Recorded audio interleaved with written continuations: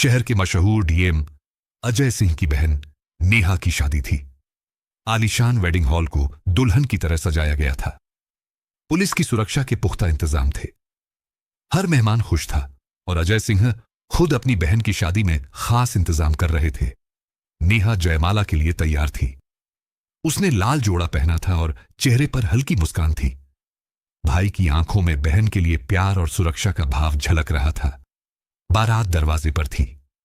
Band बाजे की धुन पर नाच गाना हो रहा था। सब कुछ ठीक चल रहा था, लेकिन किसी को नहीं पता था कि यह खुशियों की रात एक डरावनी रात में बदलने वाली है।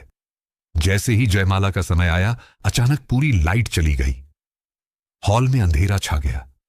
लोग घबरा गए। कुछ ने अपने फोन की फ्लैशलाइट जलाई। तभी एक लड़की की हल्की चीख सुनाई दी और जब लाइट वापस आई तो नेहा गायब थी। पूरे हॉल में खलबली मच गई। दूल्हा, दुल्हन के परिवार, रिश्तेदार सब इधर उधर देखने लगे। नेहा कहीं नहीं थी। डीएम साहब का चेहरा गुस्से और घबराहट से लाल हो गया। नेहा कहां है? उनकी गरजती आवाज ली। ईम साहब ने तुरंत पुलिस को फोन किया।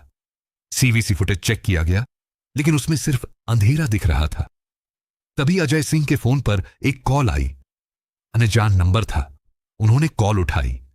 अगर अपनी बहन को जिंदा देखना चाहते हो तो पुलिस को दूर रखो और 1 घंटे के अंदर हमारी डिमांड पूरी करो।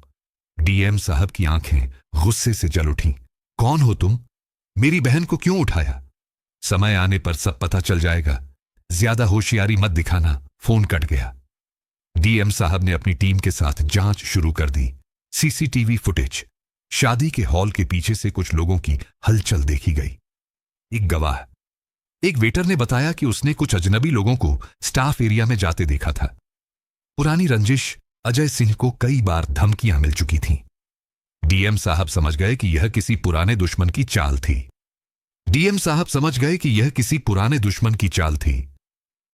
साहब को याद आया कि कुछ महीने पहले उन्होंने माफिया डॉन रघु ठाकुर के गैंग पर छापा मारा था। रघु ठाकुर ने जेल से बदला लेने की धमकी दी थी।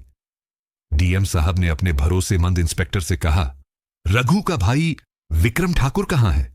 इंस्पेक्टर बोला, सर, वो शहर के बाहरी इलाके में छुपा है। डीएम साहब समझ गए कि नेहा वहीं हो सकती है। डीएम साहब ने अपनी टीम के साथ तुरंत एक सीक्रेट ऑपरेशन प्लान किया। रात 2 बजे एक पुरानी फैक्ट्री में पुलिस ने धावा बोला। अंदर नेहा बंधी हुई थी, लेकिन ठीक थी।